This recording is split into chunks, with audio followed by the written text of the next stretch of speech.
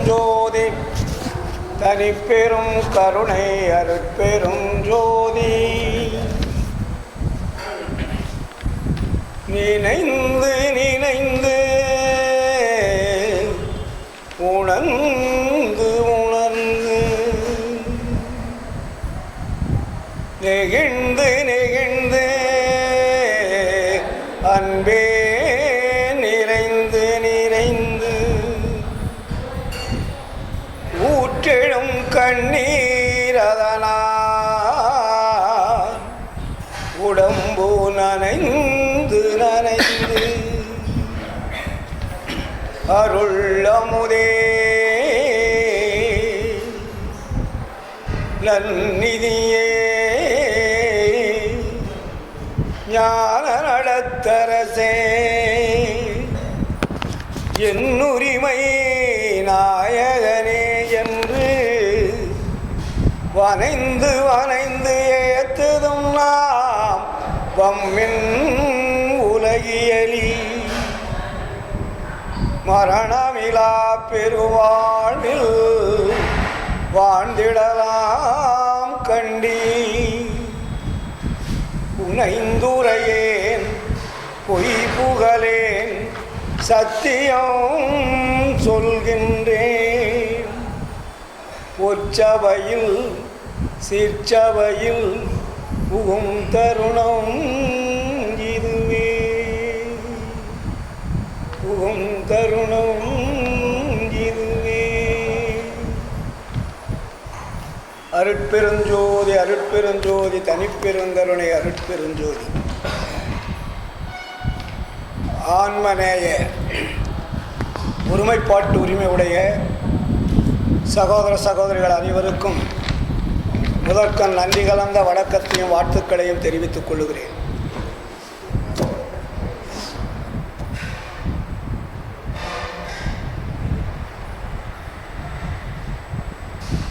இங்கே சேலம் மாவட்டம் நெய்க்காரப்பட்டி வள்ளலார் ராமலிங்க சுவாமிகள் அறக்கட்டளை சார்பாக வள்ளலாருடைய அவதார தினமான 195வது நாளை சீரும் சிறப்புமாக கொண்டாடி கொண்டிருக்கிறார்கள். காலையிலே அன்னதானம் செயல்பட்டு பசியாற்றிவித்து இப்பொழுது வள்ளலாருடைய கருத்துக்களையும் கொள்கைகளையும் மக்கள் தெரிந்து கொள்ள வேண்டும் என்ற ஆவலோடு நிகழ்ச்சி தொடங்கியிருக்கிறது. இந்த நிகழ்ச்சியிலே எனது இனிய நண்பர் ஈர நெஞ்சினர் உலக மைய தலைவர் டாக்டர் துரைசாமி அவர்கள் வந்திருக்கின்றார்கள். அவர்கள் வாழ்விக்க வந்த வள்ளல் என்ற தலைப்பிலே பேச இருக்கின்றார்கள். இன்னும் சன்மார்க்க நண்பர்கள் வந்திருக்கின்றார்கள். அவர் முதலிலே பேசுவதாக இருந்தது.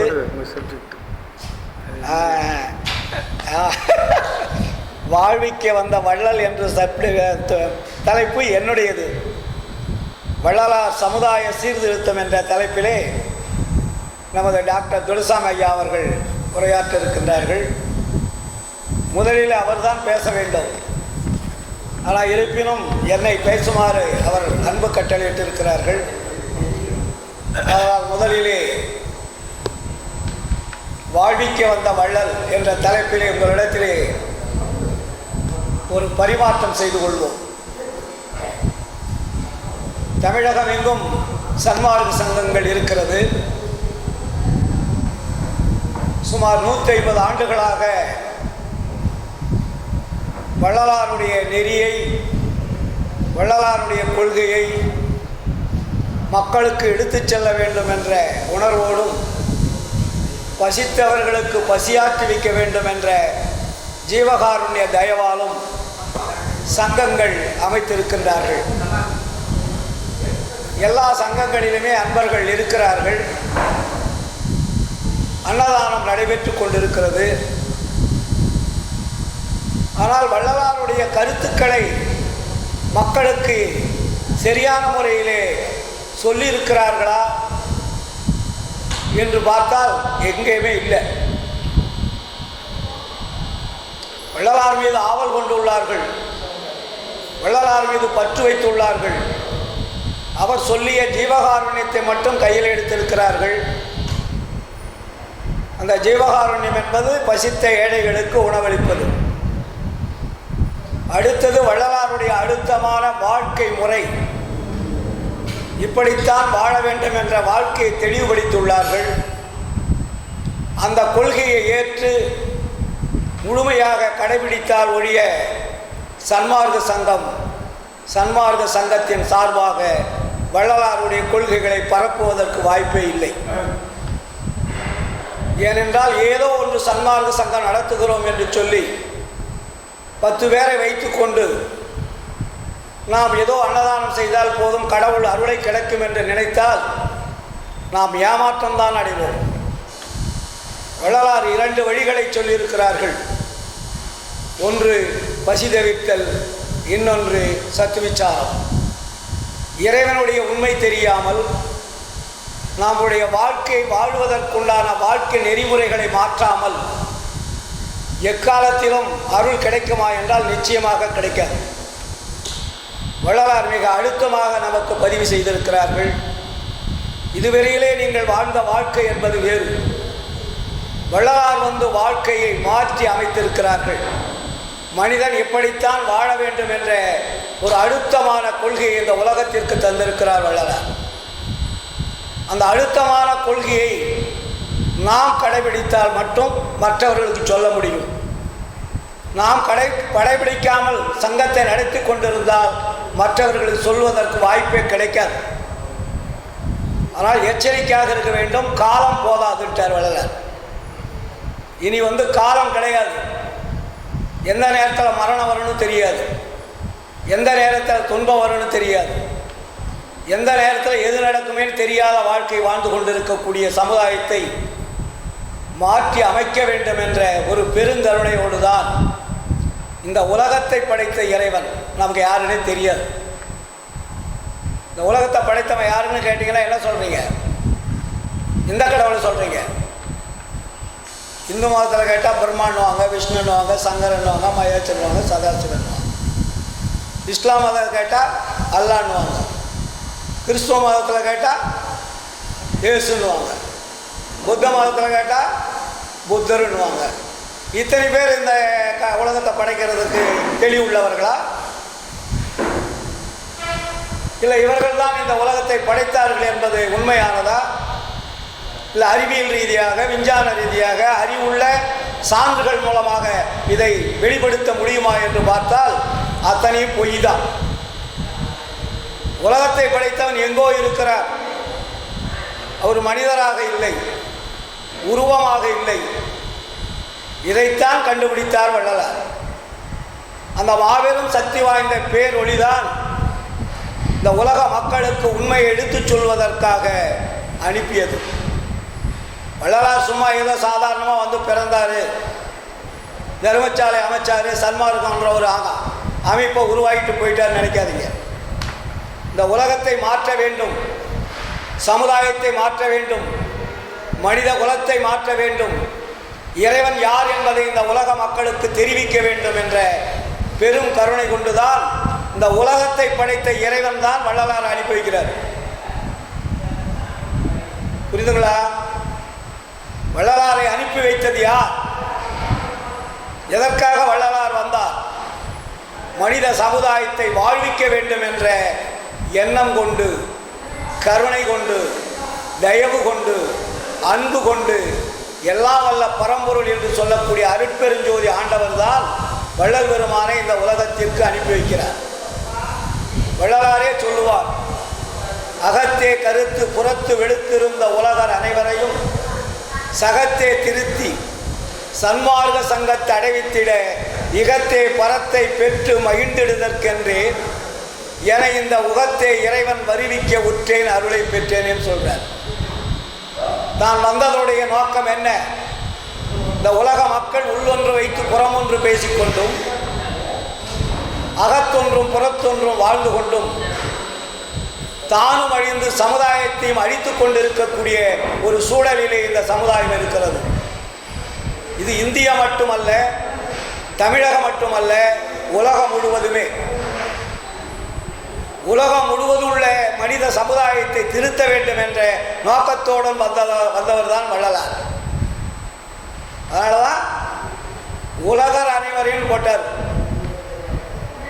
உலகத்தில் உள்ள அத்தனை ஜீவன்களையும் மாற்ற வேண்டும், ஒழுங்குபடுத்த வேண்டும், உண்மையை அவர்கள் தெரிந்து கொள்ளக்கூடிய ஒரு சூழலை உருவாக்க வேண்டும் என்ற எண்ணம் கொண்டுதான் வள்ளல் பெருமானை இறைவன் இந்த உலகத்திற்கு அனுப்பி வைக்கிறார்.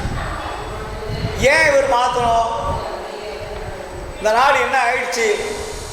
எத்தனையோ அருளாளர்கள் தோன்றியிருக்கிறார்கள், சித்தர்கள் தோன்றியிருக்கிறார்கள், ஞானிகள் தோன்றியிருக்கிறார்கள், பெரிய அறிவியல் ஆராய்ச்சியாளர் தோன்றியிருக்கிறார்கள், இயற்கையை கால்குலேஷன் போட்டு மக்களுக்கு தெரியப்படுத்தக்கூடிய அறிவாளிகளாம் நாட்டில் இருக்கான்.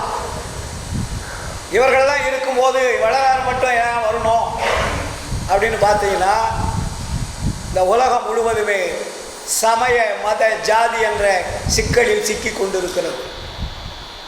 மனிதனுடைய அறிவு மழுங்கப்பட்டு இருக்கிறது. ஏன்? எப்பொழுது ஜாதி சமயம் மதம் என்ற சூழலில் சிக்கியிருக்கிறீர்களோ அப்பொழுது அறிவு என்பது அங்கே மழுங்கிவிடும். அறிவு விளங்காது, அது ஒரு சார்புடையதாகத்தான் இருக்கும். இன்னைக்கு எத்தனையோ நாடுகளில் உள்ள அரசியல்வாதிகளும் ஆன்மீக சிந்தனையாளர்களும் ஜாதி மத சமயத்தை ஒழிக்க வேண்டும் என்று கங்கணம் கட்டி கொண்டிருக்கிறார்கள். ஒரு இன்ச்சு கூட அவரால் நகர்த்த முடியல. ஏன்னா எல்லாமே ஜாதியில் தான் இருக்கான், எல்லாத்துமே சமயத்தில் தான் இருக்கான், எல்லாமே மதம் சார்ந்தா இருக்கான். அவன் எப்படி ஜாதி ஒழிக்க முடியும்? ஜாதி ஒழிக்கக்கூடிய தகுதி எப்படி இருக்க வேண்டும்? ஜாதி மதம் சமயம் என்ற உணர்விலிருந்து வெளிவந்தாதான் ஜாதி ஒழிக்க முடியும், மதத்தை ஒழிக்க முடியும், சமயத்தை ஒழிக்க முடியும், மனித சமுதாயத்தை ஒன்று சேர்க்க முடியும். நீ ஜாதியிலே இருந்துக்கிட்டு ஜாதி ஒழிப்புனா எப்படி ஒழிக்கிறது?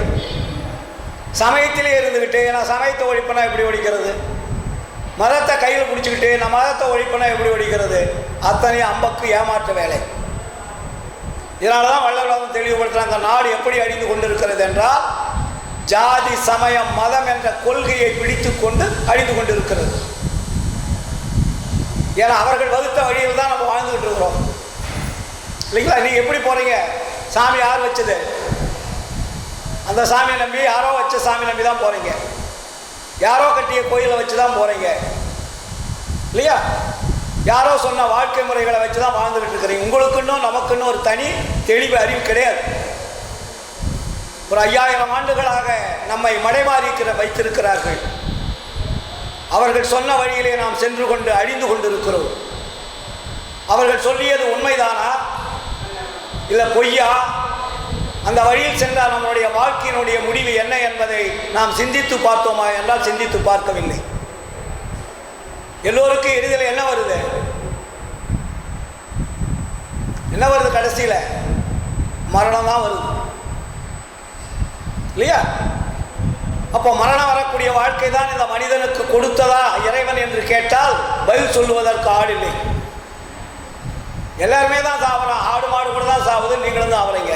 அப்புறம் என்ன வித்தியாசம் மனிதனுக்கும் ஆடு மாடுகளுக்கும்? எல்லாமே மரணம் அடைகிறது. எல்லா உயிரினங்களும் தன்னுடைய உயிரை மாற்றி மாற்றி மாற்றி பிறப்பெடுத்து கொண்டிருக்கிறது.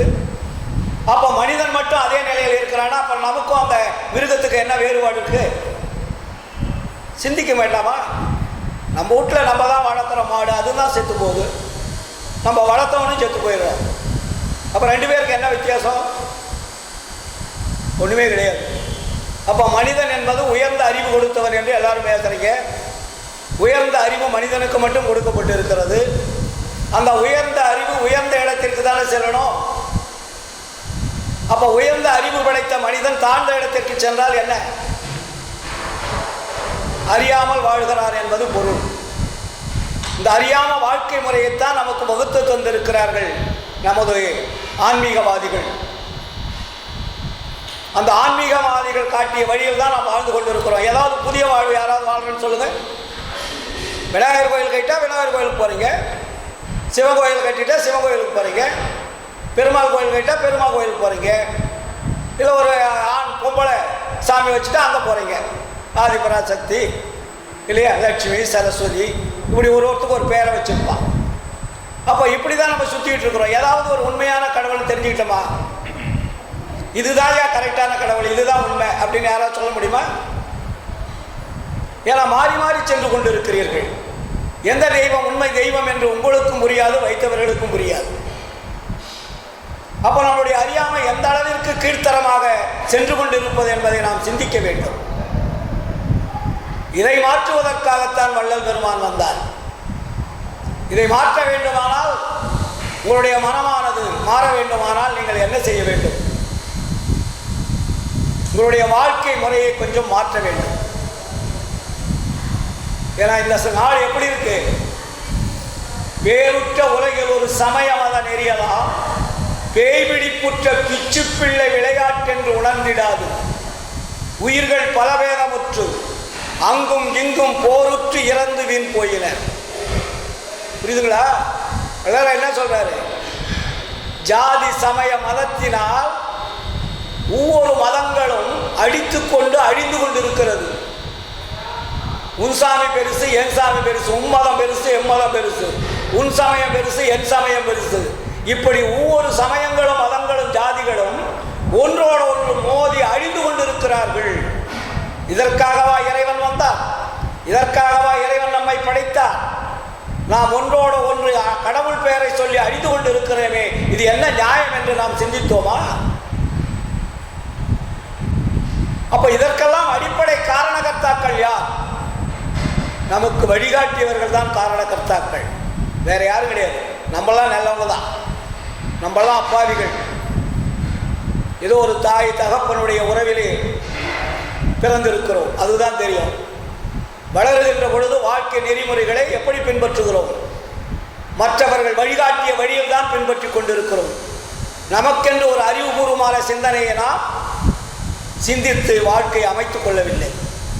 இதைத்தான் வள்ளலார் சொல்லுகிறார். போருற்று இறந்து வீண் போயின, இன்னும் வீண் போகாதபடி விரைந்தேன். இது போல அழிந்தது, இனிமேல் இவர்களை காப்பாற்ற வேண்டிய ஒரு கட்டாயத்தில் இருக்கிறோம் என்று சொல்லி இனியும் வீண் போகாமல் விரைந்தே புனிதம் ஒரு சுத்த சன்மார்க்க நெறிகாட்டி மெய்ப்பொருளினை நன்குணர்த்தி எல்லோரும் ஏறுற்ற சுகநிலை அடைந்திட புரித நீ என் பிள்ளையாதலாலே இவ்வேளை புரிக என்றிட்டன. யார் சொல்றது? ஆண்டவர் சொல்றார். நீங்கள் பார்க்காத கடவுள் சொல்லுகிறார், நீங்கள் வணங்காத கடவுள் சொல்லுகிறார், நீங்கள் பார்க்க முடியாத கடவுள் சொல்லுகிறார். அவர்தான் இந்த உலக மக்களை திருத்த வேண்டுமானால், மெய்ப்பொருள் என்று இறைவனை தெரிந்து கொள்ள வேண்டுமானால் ஒரு அமைப்பை உருவாக்கு. அந்த அமைப்புக்கு பெயர்தான் சுத்த சன்மார்க்கம். சன்மார்க்கம் என்பது நிறைய இருக்கிறது. எல்லா மதங்களிலும் சன்மார்க்கம் இருக்கிறது. சன்மார்க்கம் என்றால் நல்ல மார்க்கம், சன்மார்க்கம் என்றால் வழி, மார்க்கம் என்றால் வழி, நல்ல வழி. மனித குலத்திற்கு ஒரு நல்ல வழியை காட்டுவதற்குத்தான் மார்க்கம் என்று வந்தது. ஆனால் அதில் சுத்தம் இருக்கிறதா என்றால் இல்லை. என்ன இருக்குது? சுத்தத்துக்கு ஆப்போசிட் என்ன? அசுத்தம். சொல்லுங்க. அசுத்த மார்க்கமாக இருந்ததை தவிர சுத்த சன்மார்க்கம் என்பது இல்லை. அதனால்தான் வள்ளலார் சுத்த சன்மார்க்கம் என்று பெயர் வைக்கிறார். மார்க்கங்கள் இருக்கிறது, அசுத்தமாக இருக்கிறது, குப்பைகளாக இருக்கிறது, மலமாக இருக்கிறது, வாழ்க்கை நெறிமுறைகளை வகுத்து தரக்கூடிய அறிவு சொரூபம் இல்லாததாக இருக்கிறது. இதை மாற்ற வேண்டுமானால் ஒரு சுத்த சன்மார்க்க மெய்நெறியை உருவாக்க வேண்டும். அந்த மெய்நெறியினுடைய வாயிலாகத்தான் இறைவனை நாம் காண முடியும், இறைவனிடத்திலே தொடர்பு கொள்ள முடியும், இறைவனிடத்திலே அருளை பெற முடியும். முதலில் இறைவனை பார்க்கணும், இறைவன்கிட்ட தொடர்பு வைக்கணும்.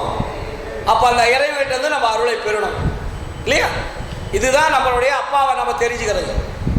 இப்போ குழந்தை பிறந்தோடனே நீங்கள் என்ன பண்ணுறீங்க? முதல்ல அம்மாவை பார்க்குறீங்க, அப்பாவை பார்க்குறீங்க, அவங்க ரெண்டு பேரும் வளர்த்துறாங்க. அதுக்கப்புறம் அவங்க அவங்களுக்கு கொடுக்க வேண்டியதெல்லாம் கொடுக்குறாங்கல்ல. ஸ்கூலுக்கு அனுப்பணுமா, ஆடை அனுப்பணுமா, அணிகலன் வாங்கி கொடுக்கணுமா, திருமணம் செய்து வைக்கணுமா இல்லையா? நல்ல மாப்பிள்ளை பார்க்கணும், இல்லை நல்ல கணவனை பார்க்கணும், அவங்களுக்கு வேண்டிய சீர்திருத்தம் செய்யணும். அவங்க வாழ்க்கை முறையில் பெண்ணம் இல்லாமல் ஒழுக்கமான முறையில் வாழ்வதற்குண்டான வழியை காட்ட வேண்டும். இது யாருடைய கடமை? அப்பா அம்மாவனுடைய கடமை இல்லையா? அப்போ அப்பா அம்மாவனுடைய கடமையினுடைய பின்பற்றி தான் நம்ம வாழ்ந்தால் தான் அது கிடைக்கும். பின்பற்றி வாழனா கிடைக்குமா? கிடைக்காது. அப்போ இந்த உலகத்தில் நாம் வாழ்வதற்கு யாரை பின்பற்றணும்? உண்மையான தாய் தந்தை யார் என்பதை தெரிந்து கொள்ளணும். இப்போ நம்ம தீபாவளியை நம்ம காட்டினோம்னா யார்? பொய்யான தாய் தந்தைகள் தான் காட்டியிருக்காங்க.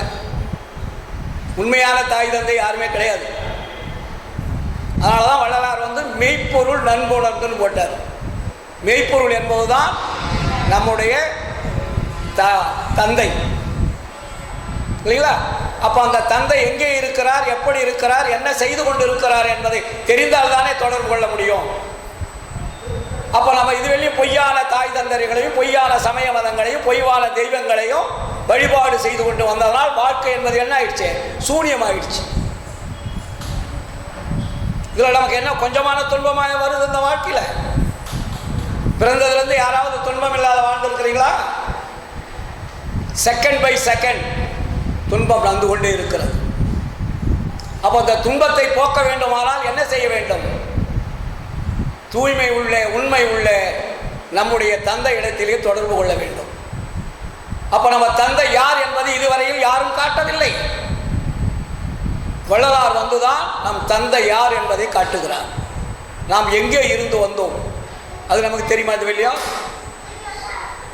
இங்கே ஏதோ நம்ம பிறப்பெடுத்திருக்கோம், அதுதான் தெரியும். நாம் எங்கிருந்தோம், எப்படி இந்த உலகத்திற்கு வந்தோம், எப்படி இந்த உயிரை எடுத்தோம், இந்த உயிருக்கு மூல காரணம் எது, இந்த உடம்புக்கு மூல காரணம் எது, ஏன் இந்த உருவம் தோன்றியது, இந்த உருவம் தன்னைத்தானே இயங்கிக் கொண்டிருக்கிறது, இந்த உருவத்துக்குள் என்ன நடந்து கொண்டிருக்கிறது என்று சிந்திச்சோமா? உங்களுடைய உடம்பு தானே. உங்களுடைய உடம்புக்குள் யார் இருந்து கொண்டு இருக்கிறார், எப்படி செயல்பட்டு கொண்டு இருக்கிறார், உங்களை இயக்கிக் கொண்டிருப்பது யார்? கை இருக்கிறது, கால் இருக்கிறது, வாய் இருக்கிறது, கண் இருக்கிறது, மூக்கு இருக்கிறது, தன்னைத்தானே நடக்கிறீர்கள் இல்லையா? சிந்திக்கிறீர்கள், செயல்படுகிறீர்கள். ஏதாவது பூமிக்கு உங்களுக்கு கனெக்ஷன் இருக்கா? ஆனால் ஒரு தனி உருவத்தை படைத்து அந்த உருவத்துக்குள்ளே உயிர் இருக்கிறது, அந்த உயிரை இயக்கக்கூடிய மெய்ப்பொருள் என்ற ஆன்மா இருக்கிறது. இத்தனை இருந்தால் தான் அந்த உடம்பு இயங்கும். அப்போ இந்த உடம்புக்குள்ள இருக்கக்கூடிய உத்தமனை பார்க்காமல் நீங்கள் வெளியே தேடி அடையலாமா? உடம்புக்குள்ள எவ்வளவு பெரிய ஆற்றல் மிகுந்த ஒரு ஒளி இருக்கிறது. இந்த ஒளியை நீங்கள் இதுவரையில் திரும்பி பார்த்தீர்களா?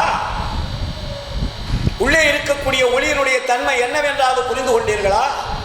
அது எங்கிருந்து வந்தது, எப்படி வந்தது, இதுக்கு யார் அடையாளம், இது யார் காரணகர்த்தா? நீங்க வணங்குற தெய்வங்களா? நீங்க கோயிலுக்கு போறீங்களா? அந்த தெய்வம் அவங்களுக்கு உங்களை உயிரை கொடுத்தது. சிந்திக்கணும். ஒரு உயிரை தோற்றுவிப்பதற்கு இது தேவைப்படுகிறது, ஒரு ஆண் பெண் தேவைப்படுகிறது. அப்ப அந்த ஆண் பெண் தேவைக்குள்ள என்ன அடங்கி இருக்கிறது? 7 விதமான தாதுக்கள் அடங்கி இருக்கிறது. பெண்ணிடத்திலே 4, ஆணிடத்திலே 3 தெளிவுபடுத்தினார். உலகத்தில் யாராவது சொன்னாங்களா?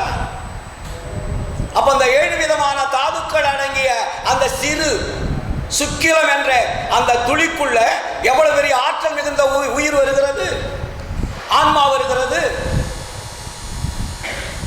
அந்த துளி, அந்த திரவத்தினால் இந்த உடம்பு எடுத்திருக்கிறீர்களே, அந்த திரவத்தினுடைய தன்மை என்ன? அந்த திரவத்தை இயக்கக்கூடியவர் யார்? திரவத்துக்குள்ளே இருப்பவர் யார்? அந்த திரவத்தை முழு உருவமாக படைத்தவர் யார் என்பதை சிந்தித்தீர்களா? ஏதோ நம்ம கண்டதே காட்சி கொண்டதே கோலம் என்ற நிலையிலே வாழ்ந்து கொண்டிருக்கிறோம். இதையெல்லாம் தெரியப்படுத்துவதற்குத்தான் வள்ளலார் சொன்னார். சொல்றார் இல்லையா? உடம்புறு வகையறி உயிர் வகையை அறியி, உடல் வறுக்க உண்டு நிதம் உறங்குதற்கே அறிந்தி, மடமுகு பேய் மனத்தாலே மயங்குகின்றீர், மனதை வசப்படுத்தும் வழிதுறை கற்றறி, இடம்பெறு பொய் வாழ்க்கையிலே இன்பம் துன்பம் அடுத்தே எண்ணி எண்ணி இழக்கின்றீர் ஏழை உலகீரே, நடமுறி என் தனித்தந்தை வருகின்ற தருணம் இது, நன்னியது நன்னுமினோ புண்ணியம் சார்ந்தீரே.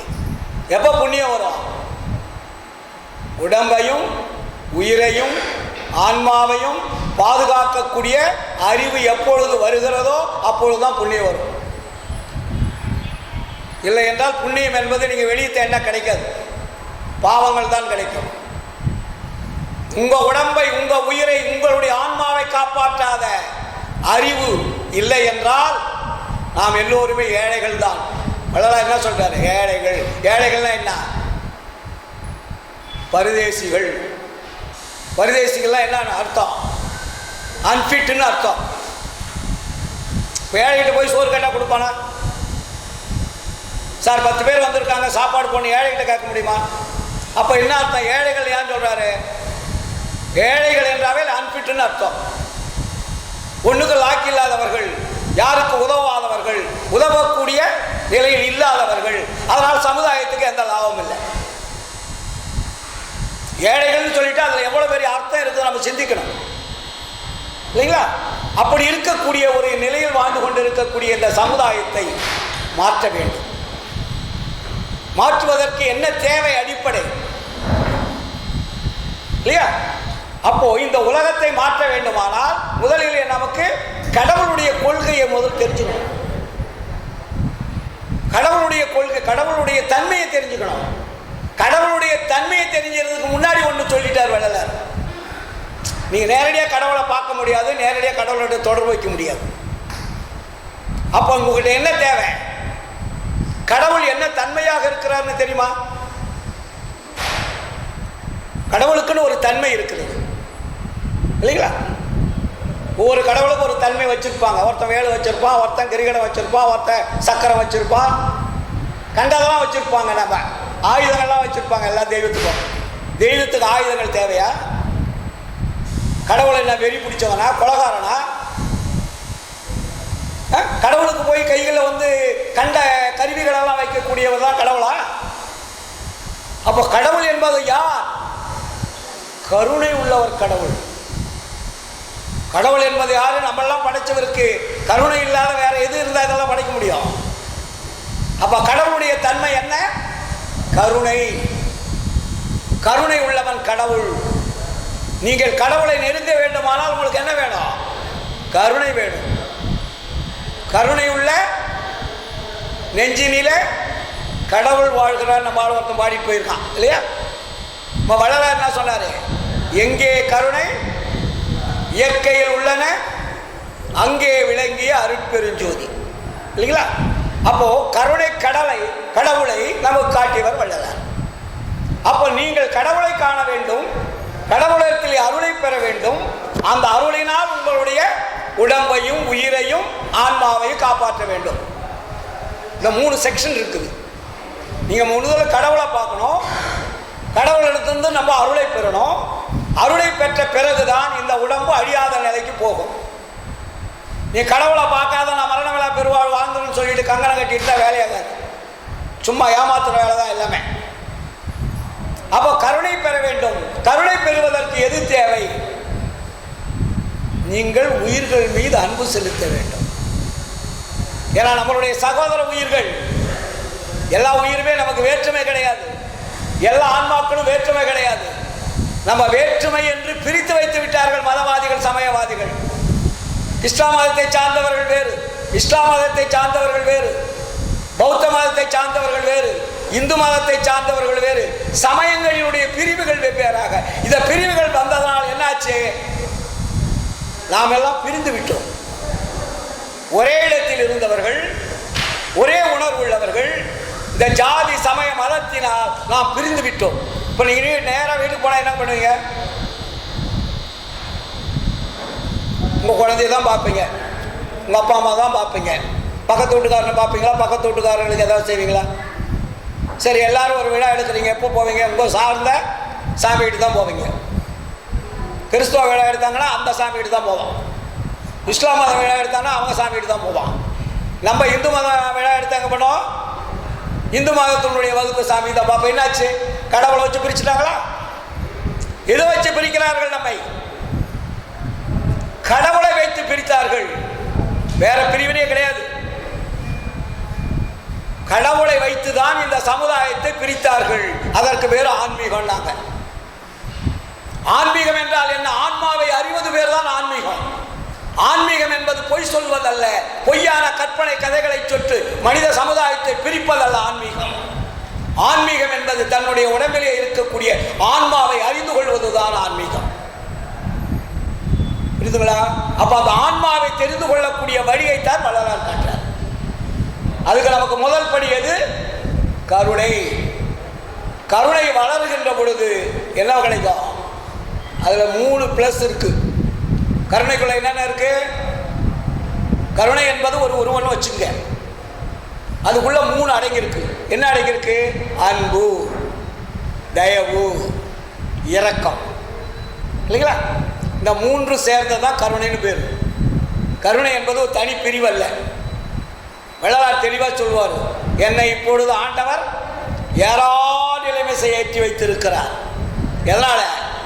அன்பு, தயவு, இரக்கம் இதையெல்லாம் சேர்ந்து கருணையே வடிவாகிய என்னை கருணையான இடத்திற்கு அனுப்பியிருக்கிறார். அதனால் கருணை தான் நமக்கு முதல் வேணும். இந்த கருணைக்குள்ள 3 இருக்கு. இந்த 3ஐயும் நம்ம பிடிக்கணும். அப்போ 3ஐ பிடிக்கிறதுக்கு என்ன தேவை நமக்கு? உயிர்கள் மேல் இரக்க வேண்டும். உயிர்கள் மேல் நமக்கு என்ன வேணும்? இரக்கம். இரக்கம் என்றால் என்ன? இரக்கம்னா என்ன சார்? இரக்கம், இறக்க வேண்டும் அப்படின்னா பாதுகாக்கணும். ஒரு இறக்கம்னா எப்படி வரும்? ஒரு பஸ் போகுது, ஒரு குழந்தை நிற்குது, நீங்கள் என்ன பண்ணுவீங்க? உடனே அந்த குழந்தைய போய் தூக்கிட்டு வந்துடுவீங்க. அதுதான் இரக்கம். உயிர் இறக்கம்னு அதுக்கு பேர். அதுக்கு பேர் என்ன? உயிர் இறக்கம். உங்களை அறியாமல் உங்கள் உயிர் போல அந்த உயிர் என்று நினைத்து அந்த உயிரை காப்பாற்றுவீர்கள், பார்த்தீங்களா? அதுக்கு பேர் தான் இரக்கம். ஒவ்வொரு வார்த்தையிலும் விஷயம் இருக்கு. அப்போ இரக்கம் என்பது ஒரு உயிரை பாதுகாக்கக்கூடிய இயல்புள்ளதுக்கு பேர் தான் இரக்கம். பையாவுக்கு என்ன பேர் போட்டிருக்காங்க? ஈரை நெஞ்சினே. ஈரை நெஞ்சினா என்ன? காஞ்சி போச்சுன்னா இறக்கம் இருக்காது. ட்ரை ஆயிடுச்சுன்னா என்ன இருக்கும்? அது பிரயோஜனப்படாது.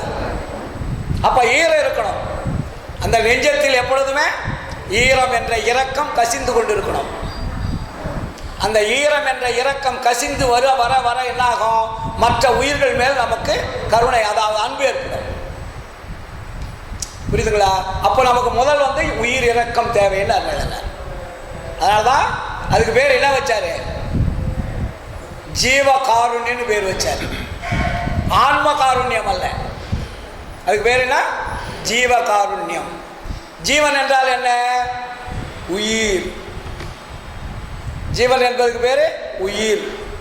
அப்போ அந்த ஜீவகாருண்யம் என்பது நம் உயிர் போல பிற உயிரையும் காப்பாற்றக்கூடியதற்கு பேர் தான் ஜீவகாருண்யம். நம்ம உயிரையும் காப்பாற்றிக்கணும், மற்ற உயிர்களையும் காப்பாற்றணும். அப்போ உங்கள் உயிரை காப்பாற்றாத இன்னொரு உயிரை காப்பாற்ற முடியுமா? அப்போ நம்ம என்ன பண்ணணும்? உலகினில் உயிர்களுக்குறும் இடையூறலாம் விலக நீ அடைந்து விளக்குக மகிழ்க. ஒரு உயிருக்கு நீங்கள் ஒரு துன்பத்தை போக்கணும்னா முதல்ல நீங்கள் அடைஞ்சுக்கணும். நீங்கள் அடைஞ்சாதான் மற்றவங்களுடைய துன்பத்தை போக்க முடியும். எங்கிட்ட 10 ரூபா தான் சார் இருக்காரு, 5 ரூபா வேணும்னா எப்படி கொடுப்பீங்க? 5 ரூபா வேணும்னா கொடுக்கலாம். உங்கள்கிட்ட இருக்கிறது 10 ரூபா, இன்னொருத்தன் 5 ரூபா எதிர்பார்க்குறான், நீங்கள் என்ன பண்ணுவீங்க? இல்லை.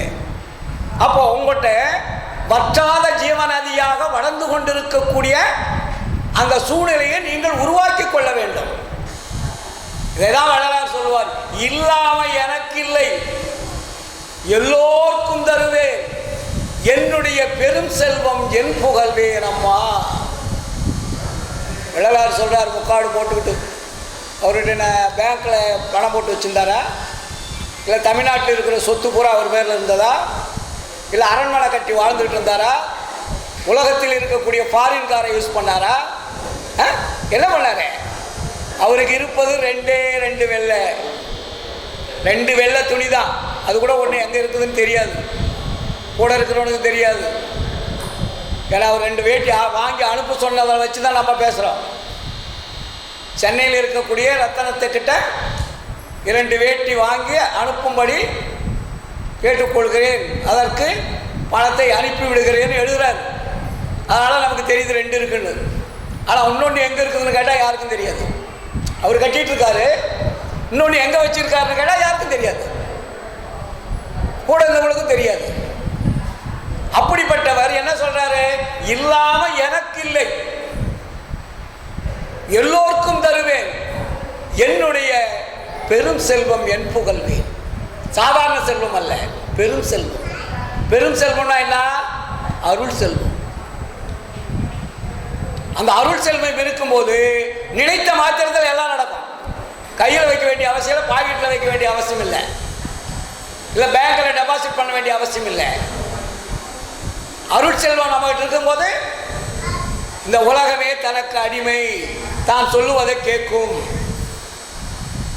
டாக்டர்கிட்ட சொல்லி நான் அவர் வராரு, 1 லட்ச ரூபா கொடுங்க சார்னா அவர் கொடுத்துருவார். எங்கிட்ட அருள் இருந்தா அவர் பதில் பேச மாட்டார். எதுக்காக கேட்டாரு, எதுக்காக கொடுக்க சொன்னாரு, யார் இவரெல்லாம் விசாரிக்க மாட்டார். என்னுடைய அருள் அவர்கிட்ட நாட்டம் ஆகும்போது உடனே ஐயா சொல்லிட்டா தீர்ந்து போச்சு, 1 லட்ச ரூபா கொடுறான்னு. கேள்வி இருக்காது, பதிலும் இருக்காது. அங்க அருள் இல்லை என்றால் கேள்வி வரும், பதில் வரும், இல்லை என்பதும் வரும். புரியுதுங்களா? அதனால் அந்த அருளை பெற்றவர் தான் வள்ளலார். அந்த அருளை பெறுவதற்கு அவர் எவ்வளவுதான் கஷ்டப்பட்டார் நமக்கு தெரியுமா? இறைவனிடத்திலிருந்து அந்த அருளை பெற்று இந்த உலக மக்களை திருத்துவதற்காக அவர் பட்ட கஷ்டங்கள் அளவில் அல்ல, அளவில் அடங்காது. இல்லைங்களா? மருதூரில் பிறந்து தகப்பனை இழந்து தாயை அழைத்து கொண்டு சென்னைக்கு சென்று சின்னக்காவளத்திலே தங்கி சென்னையிலே வந்து குடியேறி அண்ணாவனுடைய வருமானத்திலெல்லாம் குடும்பத்தை நடத்தி இறைவனுடைய திருவடியை இடைவிடாமல் பற்றி கொண்டு யார் யார் எங்கே இருக்கிறார் கடவுள் என்று தேடி தேடி தேடி அலைந்து இறுதியிலே சென்னை மாநகரத்தை விட்டு அப்படியே கால்நடையாக சென்று சிதம்பரத்திற்கு வந்து சிதம்பர திருக்கோயிலிலே இருக்கக்கூடிய கடவுளை பார்த்து இந்த கடவுள் உண்மையான கடவுள் அல்ல, பொய்யான கடவுள் என்பதை அறிந்து அங்கிருந்து விடுபட்டு கருங்குழிக்கு வந்து கருங்குழியிலே தண்ணியிலே விளக்கரித்து அருட்பாவை எழுதி அதை 1லிருந்து 5 திருமுறையாக வெளியிட்டு அதற்கு பிறகு இந்த உலகத்தை மாற்ற வேண்டுமானால் 5 திருமுறை பத்தாது, நாம் சொல்லிய பாடல்கள் பத்தாது, நாம் இதுவரை சுற்றி வந்த தெய்வங்கள் வேலைக்கு ஆகாது, எல்லாமே பொய்யான கற்பனை கதைகள், கற்பனை சிலைகள் என்பதை உணர்ந்துட்டார். அதனால தான் வள்ளலார் சொல்வார், மாயையாய் கலங்கி வருந்திய போதும் வள்ளல் உன் தன்னை நினைத்து உன் சாயையாய் பிறரை பார்த்தனே அல்லால் தலைவாவேர் எண்ணியதுண்டோ, தூய பொற்பாதம் அறிய நான் அறியேன், துயரிலி சிறிதும் இங்கு ஆற்றேன், நாயகா பொறுத்தது போதும் நன்றருள் புரிவது உன் கடனேனார். நான் மாயினால் கலங்கி பல பல பல பல தெய்வங்களை உண்மை என்று நம்பி பாடிக்கொண்டே வந்தேன். அப்படி இருந்தாலும் உன்னைத்தான் நம்பினேன், உன்னுடைய உருவம் எனக்கு காட்ட வேண்டும், நீ யார் என்பது தெரிவிக்க வேண்டும் கேட்கிறார். அருட்பாவை முழுசா படித்தாதான் புரியும். அவர் சமய தெய்வங்கள்லாம் வந்தார், நம்ம சமய தெய்வங்கள்லாம் முடிச்சுட்டு வரணும்னு சொல்லிட்டு பேசிட்டு இருக்காங்க அன்னைக்கு நாட்டில். ஒன்றும் தெரியாத சன்மார்க்கிகள், அது அல்ல சன்மார்க்கம். தெளிவாக சொல்லுவார் வள்ளலார், மன்னவேரெனினும் வடிவவேரெனினும் மன்னிய உண்மை ஒன்றென்றே எண்ணியதல்ல சச்சிதானந்த திரையாவேர் எண்ணியதுண்டோ, அண்ணலின் பாதம் அறிய நான் அறியேன், அதனினி சிறிதும் இங்கு ஆற்றேன், திண்ணமே நின்மேல் ஆணை தெளிவித்து காப்பது உன் கடனே என்றார். நான் பல வண்ணங்களையும் வடிவங்களையும் கடவுளாக நினைத்து வழிபாடு செய்து கொண்டு வந்தேன், உண்மை இல்லை என்பதை உணர்ந்தேன், பொய் என்பதை உணர்ந்தேன். சத்தியம் திண்ணமே நின்மேல் ஆணை தெளிவித்து காப்பது உன் கடனே, சத்தியமாக சொல்லுகிறேன், உன்னுடைய உண்மையான ரூபத்தை, உண்மையான இறை தன்மை எனக்கு காட்ட வேண்டும் என்று இறைவனிடத்திலே மன்றாடுகிறார்.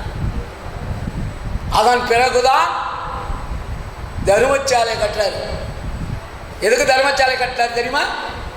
சோறு போடுறதுக்கு மட்டுமல்ல, கருணையை நாம் தயவை அன்பை பெறுவதற்கு அதான் வழி. முதல் அன்பு தயவு கருணையை நம்ம பெறணும் இல்லையா? அது பெறுவதற்கு எங்கே செல்ல வேண்டும்?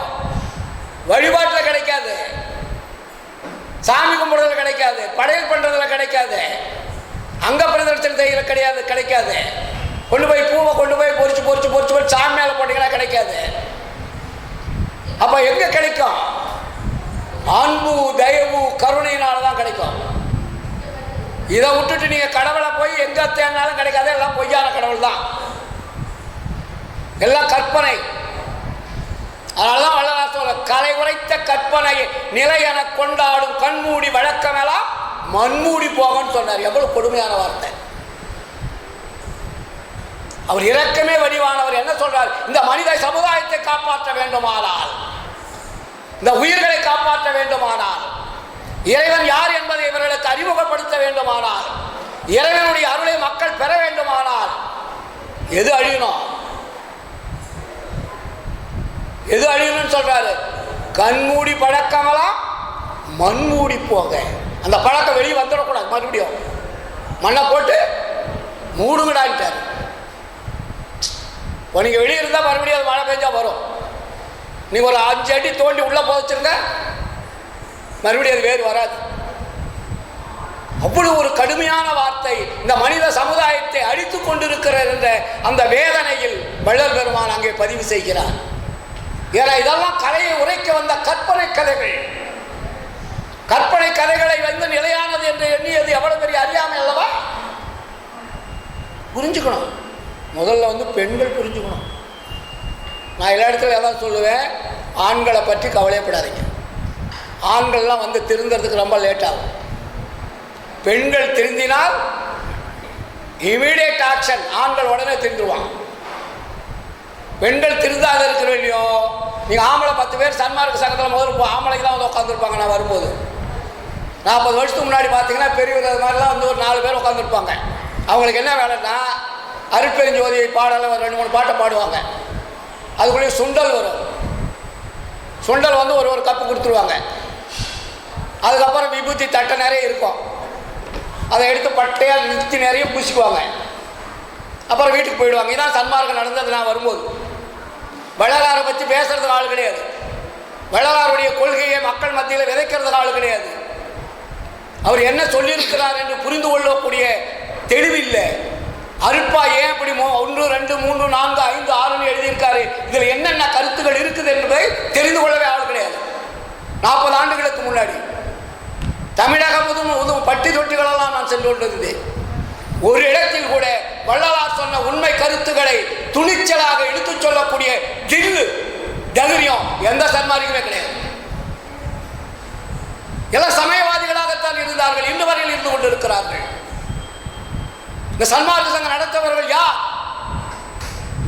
சமயத்தை விட்டவர்களாக இருக்க வேண்டும், மதத்தை விட்டவர்களாக இருக்க வேண்டும், சமயத்தை விட்டவர்களாக இருக்க வேண்டும். நீங்கள் சமயத்தையும் மதத்தையும் பிடித்துக் கொண்டு சன்மார்க்கம் நடத்தினால் அது விளங்குவதற்கு நாளாகும். அதுக்கு அடுத்த ஜெனரேஷன் வந்தால் தான் மாற்ற முடியும். இவங்களால மாற்ற முடியாது. ஒரு பெரிய ஒரு இயக்கத்தை நமக்கு தந்திருக்கிறார் வள்ளலார். ஒரு மாபெரும் உண்மையை தந்திருக்கிறார் வள்ளலார். அவரை பற்றி தெரிந்து கொள்வதற்கு இப்படி ஒரு சாதாரணமான நிலையில் இருந்தால் சன்மார்க்கம் விளங்காது. நான் உண்மையிலே கடுமையாக சொல்லுகிறேன். இன்று இளைஞர்கள் பொங்கி எழுந்து வந்து கொண்டிருக்கிறார்கள். உண்மையை தெரிந்து கொள்ள ஆவலாக இருக்கிறார்கள். பழைய ஆளுங்கள்லாம் விட்டு தள்ளுங்க. இப்ப வரக்கூடிய இளைஞர்கள், வரக்கூடிய பெண்மணிகள் அவர்கள் ஆராய்ச்சி செய்கிறார்கள். நீங்க சிந்திக்கிற அளவுக்கு ஆண்கள் சிந்திக்க மாட்டாங்க, எனக்கு தெரியும். நான் சன்மார்க்கத்திற்கு வந்து நான் இந்த அளவுக்கு பேசுகிறேன் என்றால் எனக்கு அடித்தளம் யார் என்றால் என்னுடைய மனைவிதான். என்னுடைய மனைவி எனக்கு அடித்தளம் போடவில்லை என்றால் நான் சன்மார்க்கத்தில் இவ்வளவு தீவிரமாக வருவதற்கு வாய்ப்பே கிடையாது. ஏனென்றால் வள்ளலாரை முழுமையாக அவள் தெரிந்து கொண்டார். இறைவன் யார் என்பதை அறிந்து கொண்டார். தன்னுடைய குழந்தைகளுக்கும் பேரன் பேத்திகளுக்கும் குடும்பத்திற்கும் சொல்லி சொல்லி சொல்லி இன்று சுத்த சன்மார்க்கம் என்ன என்பதை எங்கள் குடும்பம் முழுவதுக்கும் தெரியும். ஒருத்தர் கூட மாற்றம் இருக்காது. புரியுதுங்களா? அதற்கு அடித்தளம் யார்? பெண் தான். ஏன்னா சமய மதங்கள் எல்லாம் என்ன சொல்லிச்சு பெண்களுக்கு தெரியுங்களா? ஆன்மீக அறிவு பெண்களுக்கு கிடையாதுன்னு எழுதி வச்சிருக்கான். உங்களுக்கு தெரியுங்களா? ஞானம் கிடைக்காத பெண்களுக்குன்னு எழுதி வச்சிருக்கான். எவ்வளவு ஒரு அயோக்கியத்தனம் இல்லாத!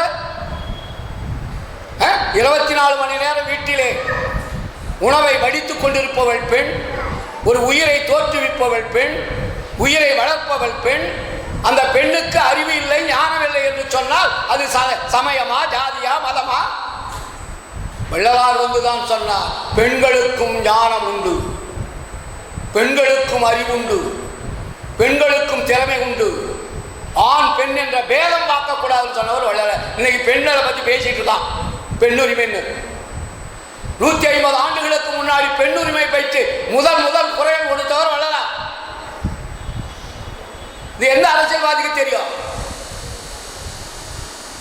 அப்படிப்பட்ட ஒரு மாபெரும் சக்தி வாய்ந்த கருணையே வடிவமாக இருக்கக்கூடிய வள்ளல் தான் நம்முடன் இருக்கிறார். அதனால அவருக்கு வாழ்விக்க வந்த வள்ளல்னு பேரு. நம்மளுடைய வள்ளல் சாதாரண வள்ளல் அல்ல, நம்ம எல்லாம் வாழ்விக்க வந்த வள்ளல். அந்த வள்ளலுடைய கொள்கை தான் சமரச சுத்த சன்மார்க்க சத்திய சங்கம்னு பேர். இந்த சங்கத்தில் தான் நாம் எல்லாம் அங்கத்தினர்களாக ஆக வேண்டும். இந்த சங்கத்தில் யார் அங்கத்தினர் ஆகிறார்களோ அவர்கள் தூய்மை உள்ளவர்கள், ஒழுக்கம் உள்ளவர்கள், கருணை உள்ளவர்கள், தயவுள்ளவர்கள், அன்புள்ளவர்கள் பேர். நீங்க மற்றவர்கள் சொல்லுவதை கேட்காதீங்க தயவு செய்து. இன்னைக்கு நீங்கெல்லாம் புரிஞ்சுக்கங்க. இப்போ நான் சொல்றேன்னா கூட நீங்க கேட்காதீங்க.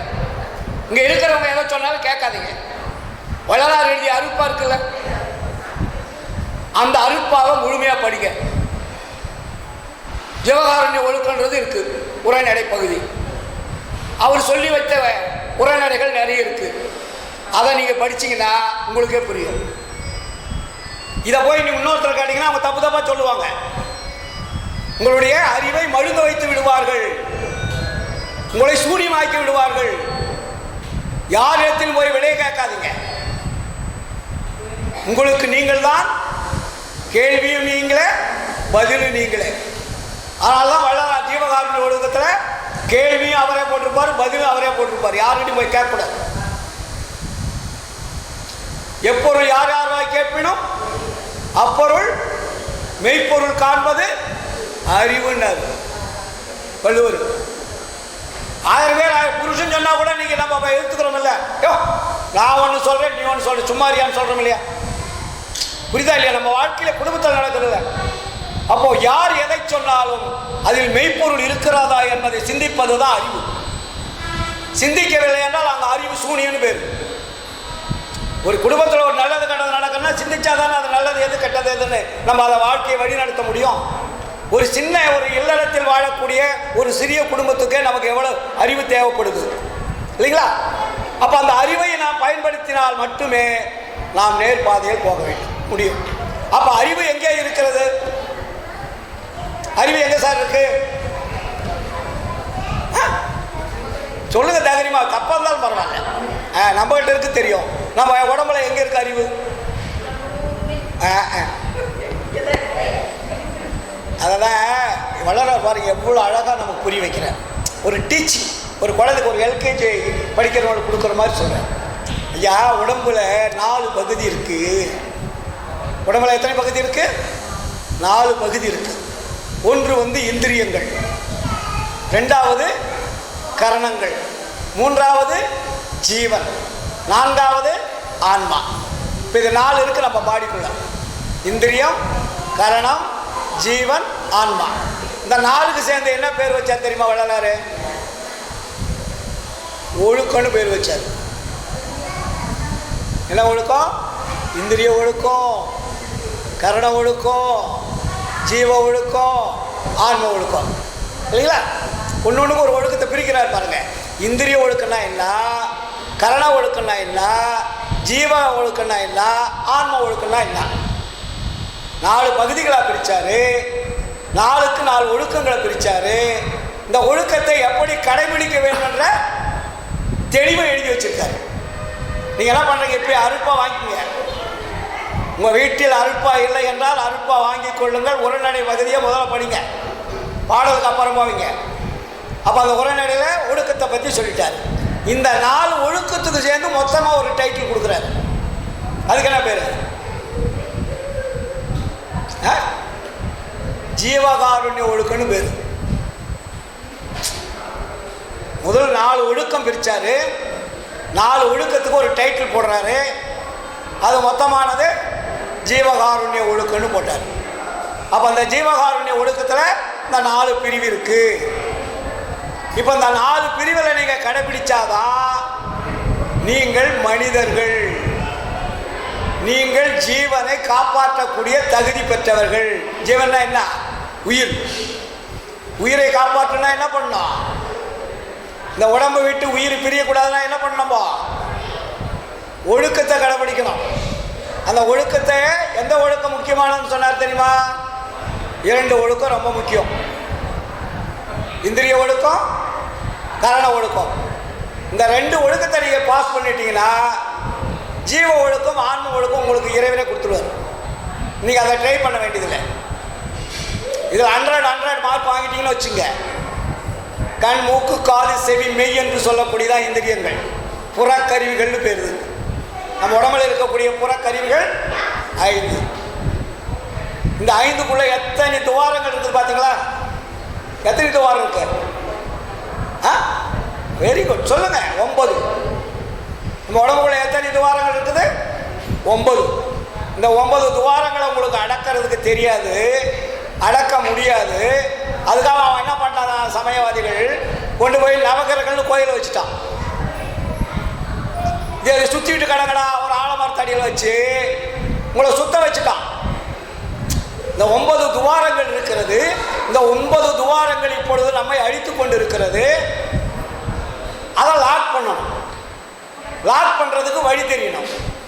இந்த வழிக்கு பேர் தான் இந்திரிய ஒழுக்கம்னு பேர். புரியுதுங்களா? இந்திரிய ஒழுக்கத்தை கடைபிடிக்கின்ற பொழுது 9 துவாரங்களும் லாக் ஆகும்.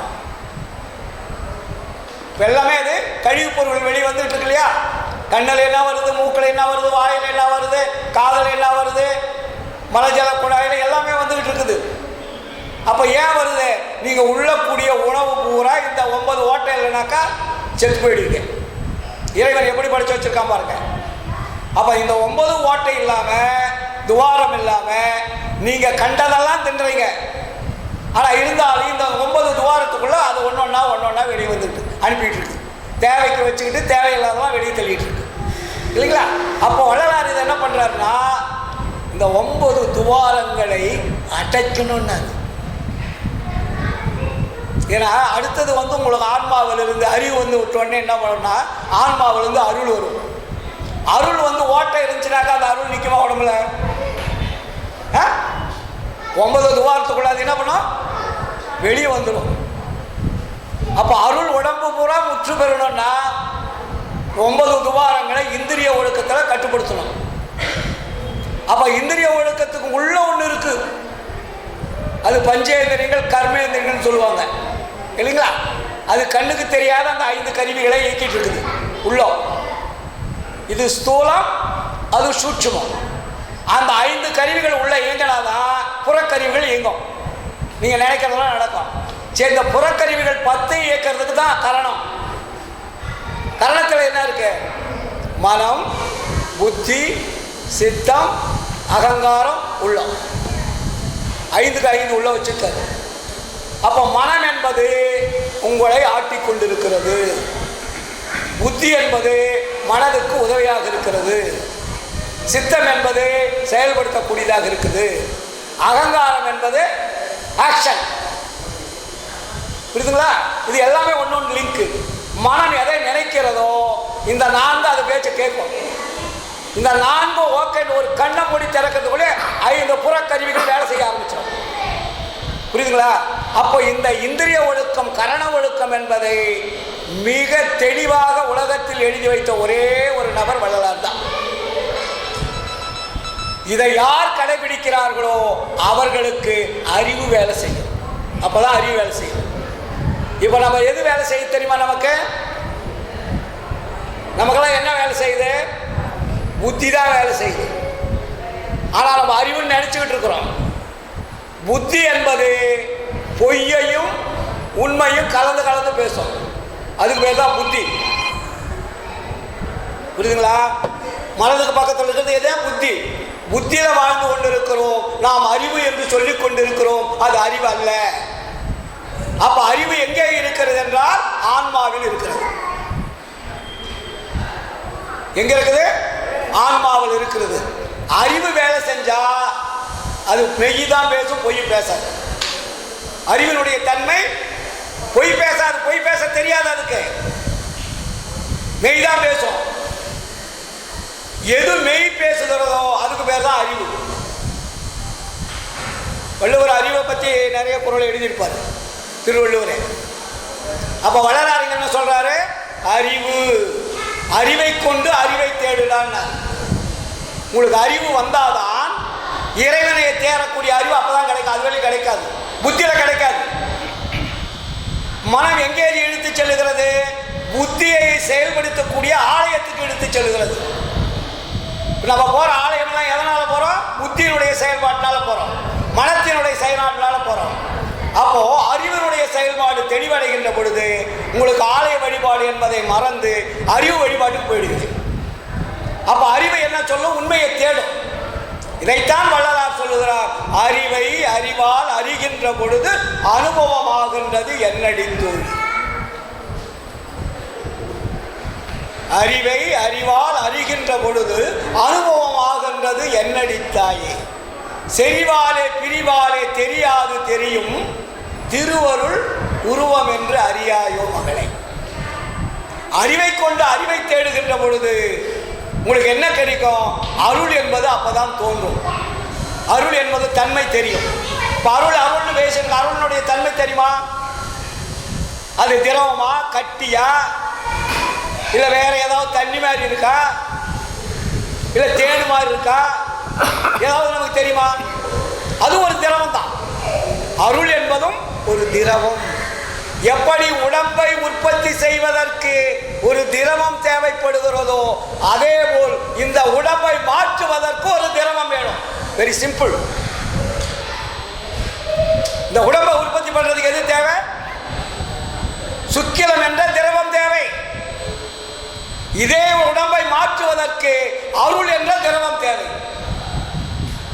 அருள் வரவில்லை என்றால் உடம்பு மாற்றம் ஏற்படாது. அதுதான் இதை மாற்றக்கூடிய வல்லமை உடையது. எது என்றால் அருள். அருளலாது ஒரு அணுவும் அசையாது. அப்ப அருள் பெற முயலணும். அப்ப நமக்கு என்ன தேவை? அருள் பெற முயலணும். அப்ப அருள் பெறுவதற்கு என்ன தேவை? இந்திரிய ஒழுக்கம், கரண ஒழுக்கம் தேவை. ஜீவன் என்பது உயிர், அது தன்னைத்தானே பாதுகாக்கப்படும். அதை தாண்டி ஆன்மாவுக்கு போறீங்க. ஆன்மாவில் இருக்கக்கூடிய அந்த அறிவை பிடித்து கொண்டால் அது என்ன பண்ணும்? அறிவை காட்டும். அதுக்கப்புறம் அருள் என்ன என்பது தெரியும். அருள் சொல்றார் பாருங்க. அடுத்தது அருள் கிடைச்சிருச்சு, அருள் பார்த்துட்டீங்க. அருளினை அருளால் அறிகின்ற பொழுது அனுபவமாகின்றது என்னடி தாயே. செறிவாலே பிரிவாலே தெரியாது தெரியும் திருவருள் நடனம் என்று அறியாயோ மகளே. அப்ப திருவருளுடைய ஆக்ஷன், நடனம் சொல்றாங்க. திருவருளுடைய தன்மை, திருவருள் என்ன செய்ய போகுது என்பது அப்பொழுதுதான் தெரியும். அது வெளியே நமக்கு தெரியாது. இதையெல்லாம் இந்த சமுதாயத்தில் இருக்கக்கூடிய ஜாதி சமயம் மதங்கள் மறைத்து விட்டது, கெடுத்து விட்டது, அழித்து விட்டது. இது எங்கேயும் இல்லை, உங்களுடைய உடம்பிலே இருக்கிறது. அததான் வள்ளலார் சொல்றார், குறித்து உரைக்கின்றேன் இதை கேள்வி நீங்கே வம்மின் கோடுமன குரங்காரே நாணுகின்ற உலகி வெறித்த உம்மால் ஒரு வயதும் வேண்டுகிறேன். எனது மெய்யுரையை பொய்யுரையா வேறு நினையாது. பொறித்த மதம் சமயம் எல்லாம் பொய் பொய்யே அவற்றில் புகுதாது. அப்ப என்ன பண்ணோம்? செரித்திடு சிற்றவை நடத்தை தெரிந்து துதித்திடுமின் சித்தியலாம் இத்தினமே சத்தியம் தெரிந்திடுமே. உங்களுக்கு ஸ்ட்ராங்கா யாராவது சொல்ல முடியுமா? எங்க தொடர்பு வைக்கணும்? நீங்க உங்களுடைய வழிபாடு எங்கே இருக்க வேண்டும்? சிற்றவையின் கண் மனதை செலுத்த வேண்டும். புறத்தில் இருக்கக்கூடிய உருவங்களை பார்த்தால் அழிந்து விடுவீர்கள். உங்க உடம்பில் இருக்கக்கூடிய ஆன்மாவை தொடர்பு கொண்டால் அழியாமல் பாதுகாக்கப்படுவீர்கள். அதனால்தான் சிற்றவை நடத்தை தெரிந்து துதித்திடுமில் சித்தியலாம் இத்தினமே சத்தியம் சேர்ந்திடுமே. நம்ம அறிவு வளரணும், இன்றிலிருந்து மாற்றம் அடையணும். ஏனென்றால் நமக்கு மரணம் எனும் பெரும்பாவி வந்துடுமாந்தோ சற்றுமலை உம்மாலே தடுக்க முடியாது. சமரச சன்மார்க்க சங்கத்தவர்கள் அல்லால் அதனை எட்டி நின்று தடுக்க வல்லார் எவ்வுலகில் எவரும் இல்லை கண்டீர். அப்ப என்ன பண்ணோம்? பற்றியவற்ற அத்தனையும் பற்றற விட்டு அருள் அம்பலப்பற்றை பற்றுமினோ என்றும் இறங்கிய. அப்ப உங்களுடைய உயிரை எங்க பக்கத்து வீட்டுக்காரன் ஈரோட்டில் ஒரு மாசத்துக்கு முன்னாடி போயிட்டு இருந்தான். ஊத்துக்குழி பக்கம் போன உடனே ஒரு கார் வந்து அடிச்சு மண்டை பூரா செதறிச்சு. வீட்டை வித்துட்டான். இன்னைக்கு வெளியே 15 லட்ச ரூபா செலவாயிருக்கு. இன்னும் உள்ள ரூம்குள்ள தான் இருக்கான். குழந்தைகள் இருக்கு, மனைவி இருக்கு. எப்படி காப்பாற்றணும் நினைச்சு பாருங்க. என் வீட்டினுடைய ஒட்டின வீடு. அவனுக்கு பணம் கூட ரொம்ப கஷ்டமா இருக்குன்னு எங்க பொம்பளைகிட்ட 1 லட்ச ரூபா வாங்கினார்.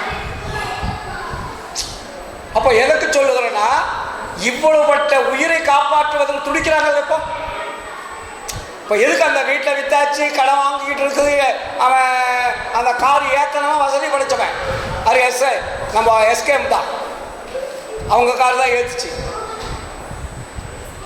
எஸ்கேம் இருக்கார்ல மயிலாடுதுறை தான், அவங்களுடைய கார் தான் அந்த ஆளை ஏத்தனது, அடிச்சது.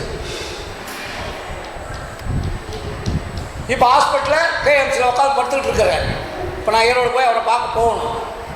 அப்போ அந்த உயிரை காப்பாற்றுவதற்கு எவ்வளவு பணம் தேவைப்படுகிறது, எவ்வளவு அழிச்சால் உயிர் வந்தால் போதும் நினைக்கிறோம். உயிரினுடைய மதிப்பு என்ன? இந்த உடம்புல எவ்வளவு பெரிய ஆற்றல் மிகுந்த உயிருக்கு எவ்வளவு விலை மதிப்பு உண்டா இருக்கு. அந்த உயிரை காப்பாற்றக்கூடிய வழியை சொன்னவர் தான் வள்ளலார். Very easy. அதுக்கு என்ன தேவை? ஜீவகாருண்யம் தான் உயிரை காப்பாற்றக்கூடிய கருவி. ஜீவகாருண்யம் தான் இறை வழிபாடு. ஜீவகாருண்யம் தான் கடவுள் வழிபாடுன்றாரு. அதை விட்டுட்டு மற்றவர்கள் சொன்னார்கள், மற்றவர்கள் காட்டினார்கள். ராஜாக்கள் மந்திரிகள் அந்த காலத்திலே நாட்டை ஆண்டு கொண்டிருக்கக்கூடிய ஏகாதிபத்தியத்தில் இருந்த அரசர்கள் எல்லாம் அவருடைய பெயருக்கும் புகழுக்கும் வானூலாகிய கோயில்களை கட்டியிருக்கிறார்கள். ஐயா முடிச்சார். அந்த கோயில்களில் நமக்கு என்ன லாபம்? அவருடைய பெருமை பறைசாற்றுவதற்காக. யார் கட்டியது? ராஜராஜ சோழன், சேர மன்னன். மன்னருடைய பெருமைக்கும் புகழுக்காக அவர்கள் கட்டி வைத்த ஆலயத்தில் இறைவன் இருக்கிறார் என்றால் இல்லை. அதனாலதான் வள்ளலார் சொன்னார், தெய்வங்கள் பல பல சிந்தை செய்வாரும், சேர்கதி பல பல செப்புகின்றாரும், பொய் வந்த கலைபல புகன்றிடுவாரும், பொய் சமயாதியை மெச்சுகின்றாரும், மெய் வந்த திருவருள் விளக்கம் ஒன்றெல்லாம் வீண்கழிக்கின்றார். எய் வந்த துன்பொழித்து அவர்க்கு அறிவு அருள்வீர், எனை பண்ணி எழுப்பிமை இன்பம் தந்தீரேனார். அப்போ இன்பம் என்பது எப்போ வரும்? பல தெய்வங்களை எப்பொழுது விடுகிறீர்களோ அப்பொழுதுதான் வரும்.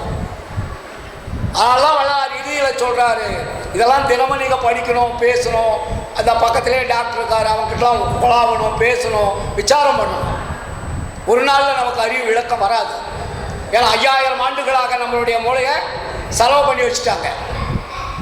அதிலிருந்து நம்ம விடுபடணும்னா கொஞ்சம் கொஞ்சமாக கருணையாக மாறினா தான் கிடைக்கும். கடைசியில் கூட சொல்றார் ஐயா, சித்தி விழாக திருமாலில் தன்னுடைய உருவத்தை இறைவனோடு இரண்டர சேருகின்ற பொழுது, கலக்கின்ற பொழுது கூட நம்மை பார்த்து சொல்லுகிறார், இதுவரையில் சொன்னேன் கேட்க மாட்டேன் என்றீர்கள், இனி வீண்காலம் கழிக்காதீர்கள், நான் சொல்லியதை கேளுங்கள். இறைவன் வந்துவிட்டார், நானும் அவர் உள்ளே செல்ல போகிறோம் என பார்த்து அவநம்பிக்கை அடையாதீர்கள், நான் சொல்லிய வண்ணமாக உங்களுடைய வாழ்க்கை அமைத்துக் கொள்ளுங்கள். என்ன சொல்லியிருக்காரு? ஞானம் என்றதை பெற்றுக்கொள்வதற்கு ஞான சரி என்ற 28 பாடல்கள் இருக்கு. என்ன பாடல்? அதுக்கு பேர் ஞான சரின்னு பேர். ஞானத்தை பற்றி போதிப்பது. மற்றெல்லாம் சரியை கிரிய யோகம். வள்ளலார் சொன்னது ஞானம். அப்போ ஞானத்தை தெரிந்து கொள்வதற்கு ஞான சரி என்ற முதல் பாடசாலை, முதல் பள்ளி, அதில் வாங்கன்னு சொல்லிட்டு அதுக்கு 28 பாடல்களை போட்டு வச்சிருக்காரு. அந்த 28 பாடல்கள் கண்டபடி உங்களுடைய வாழ்க்கையை அமைத்துக் கொள்ளுங்கள். அதான் நான் முதல்ல பாடினது நினைந்தது. ரெண்டாவது என்ன சொல்றாரு? புகுந்தருடம் இது கண்டி நம்மவரே நான் தான் புகழ்கின்றேன், என் மொழி ஒரு பொய்மொழி என்னாதி. புகுந்தருடம் உற்றவரும் பெற்றவரும் மற்றவரும் உடைமைகளும் உலகியலும் உற்ற துணையன்றே மிகுந்த சுவைக்கரும்பே மெய்ப்பயனே கைப்பொருளே விளையறியா மணியே தகுந்த தனி பெரும்பதியே தயாநிதியே கதியே சத்தியமே என்றுரைவின் பக்தியோடு பணிந்தேன்னார். புரியுதுங்களா? அப்ப நம்ம என்ன பண்ணோம்? பற்றியவத் அத்தனையும் பற்றற விட்டு இறைவனுடைய பற்றை, அம்பலம் பற்றினா எது? ஆன்மாவை பற்றுவது. அதான் அம்பலத்தில் இருக்குது. அது தன்னந்தனியாக எதை தொடரும் இல்லாமல் டப் டப் டப் டப் டப் டப்னு மின்னிட்டு இருக்கும்.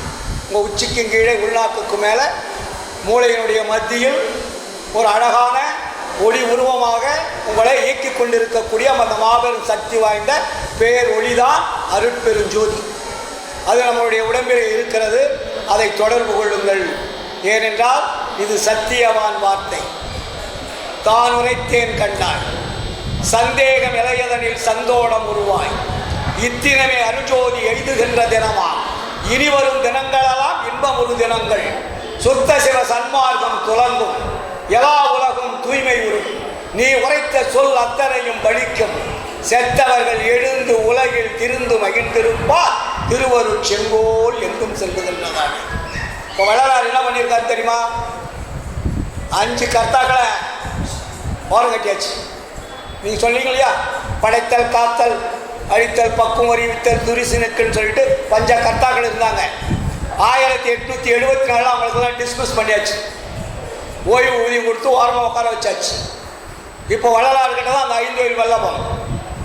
அந்த 5 வயல் வல்லபத்தினால இறைவன் மகிழ்ச்சி அடைகிறார். முடிச்சிடுறேன். இறைவன் இப்போ என்ன பண்ணிட்டார்? 5 வயல் வல்லபத்தை யார்கிட்ட கொடுத்துருக்காரு? வள்ளலார்கிட்ட கொடுத்துருக்காரு. ஏன்னா அவர் தான் இந்த உலக மக்களை வாழ்விக்கக்கூடிய வள்ளலாக திகழ்கின்றார். அந்த வள்ளல்கிட்ட அந்த கருணை வள்ளல் ஒப்படைக்குது. ஒப்படைச்சிட்டு இருப்பாடு அந்த கருணை வள்ளல். அந்த அருட்பெருஞ்சோதி ஆண்டவர் சொல்லுகின்றார், துன்பெல்லாம் தீர்ந்தன சுகம் வலித்தது நிலை சூழ்ந்த அருளொளி நிறைந்த சுத்த சன்மார்க்க நிலை அனுபவம் நினைக்கே சுதந்திரமானது. உலகில் மண்பெல்லாம் நீக்கி நல் வழியெல்லாம் ஆக்கி மெய் வாழலாம் பெற்று மிகவும் மண் உயிரெல்லாம் கழித்திட நினைத்தனை உன் மனநினைப்பின் படிக்க அன்பே நீ பெருக உலவாது நீடு ஊழி வாழ்க அருட்பெருஞ்சோதி தந்தோ தந்தோ உன்னை கைவிடோம் கைவிடோம் ஆணை நம்மானை என்று இன்புற திருவாக்களித்து என் உள்ளே கலந்து இசைவுடன் இருந்த குருவே, நீதான் என் மகன், சொன்னதை செய்தாய், செய்ததை சொன்னாய், இனி 5 வயல் வல்லபம் உனக்கே கொடுத்தேன், உன்னுடைய உடம்பிலே நான் புகுந்து கொண்டேன், நீ செய்யும் செய்கை அத்தனையும் நின் செயலே. புரியுதுங்களா? ஆனால் அப்படிப்பட்ட ஒரு மாபெரும் சக்தி வாய்ந்த பேர் ஒளிதான் வள்ளல் பெருமான். அவர் வாழ்ந்த நாடு, அவர் வாழ்ந்த மண், அவருடைய கொள்கைகள் பேசுவதற்கும் நினைப்பதற்கும் எவ்வளவு புண்ணியம் செஞ்சிருக்கணுமே இல்லையா? வள்ளல் என்று சொன்னாலே வாய் மணக்குன்னுவார். வள்ளல் பெருமான் நினைத்தாலே துன்பங்கள் எல்லாம் தொலைந்து விடும். அருட்பெருஞ்சோதி ஆண்டவர் நினைத்தாலே உங்க குடும்பம் துன்பம் துயரம் அச்சம் பயம் இல்லாமல் மகிழ்ச்சியாக வாழக்கூடிய வாழ்க்கை கிடைக்கும் என்று கூறிக்கொண்டு நீங்கள் எல்லோரும் இதுவரையில் இருந்தது போல் இனியும் வீண்காலம் கழிக்காமல் உங்களுடைய இல்லங்களிலே ஒளி வீசக்கூடிய ஜோதியை வையுங்கள். ஒளியை காட்டாத உருவங்களை வைத்து பயனில்லை. வீட்டில் என்ன வைக்கணும்? ஜோதி தான் வைக்கணும். ஒரு சின்ன எக்ஸாம்பிள், நீ உருவச்சு வழிபாடு செஞ்சிருக்கீங்க, திடீர்னு கரண்ட் ஆஃப் ஆயிடுச்சு. அந்த சாமி கேளுங்க, முருகா, சிவபெருமானே, பெருமாளே, ஆதிபராசக்தியை, அம்மையே, என் வீட்டிலே மின்சாரம் தடைபட்டு விட்டது. நாங்கள் ஒரு நாள் கூட உங்களை வணங்காத நாள் இல்லை. ஆனால் தயவு செய்து எங்களுக்கு வெளிச்சத்தை காட்டுங்கள், எங்கள் வாழ்க்கைக்கு வேண்டாம், உங்கள் முகத்தை பார்க்க வேண்டும் அப்படின்னு கேளுங்க. அந்த சாமி வெளிச்சம் கொடுத்துட்டு அதை வணங்குங்க.